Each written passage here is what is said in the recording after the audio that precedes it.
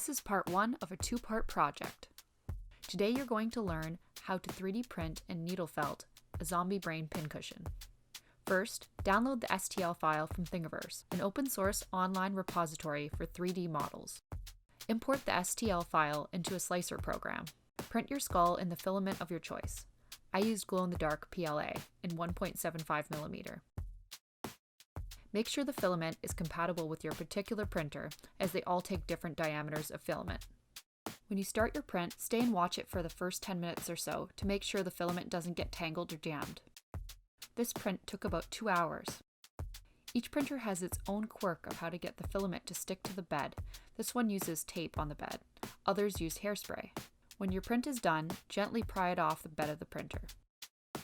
Now remove your support material from your print. Support material is used to support overhangs in your design so they have a structure underneath. The edges of your print will be a bit jagged, so you can file or sand them down.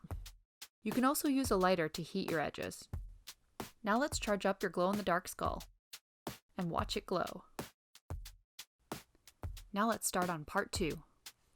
Next we'll felt the brain. You'll need 10 grams or 25 inches of pink wool, about 2 grams or 1 inch of black wool, and a felting needle. Pull apart your wool and place it in a pile, with the ends all facing in the same direction. Now start rolling your wool tightly, tucking in your edges as you roll. Once you get to the end, hold your wool with one hand, and with the other hand, grab your needle and start stabbing across your roll. Now start stabbing your sides inward to tangle the wool. Now turn your roll and start felting your edges on the other side. Stab and poke your wool until all of your loose ends are tucked in and your brain starts to condense.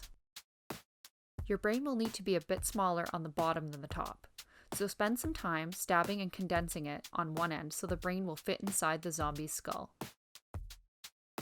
Continue stabbing and turning your wool, condensing it and shaping it on all sides. Test your brain to see if it fits in the skull.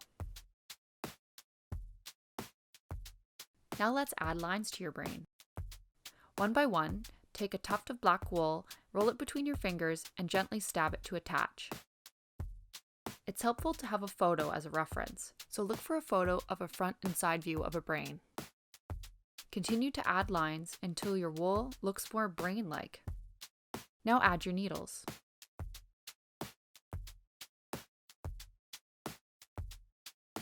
If you like, you can add paint to accentuate your eyes and nose. And you're done! Congratulations! You've made your first zombie brain pincushion.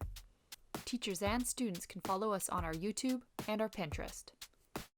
For more information, go to magictroutimaginarium.com/Halloween-kit.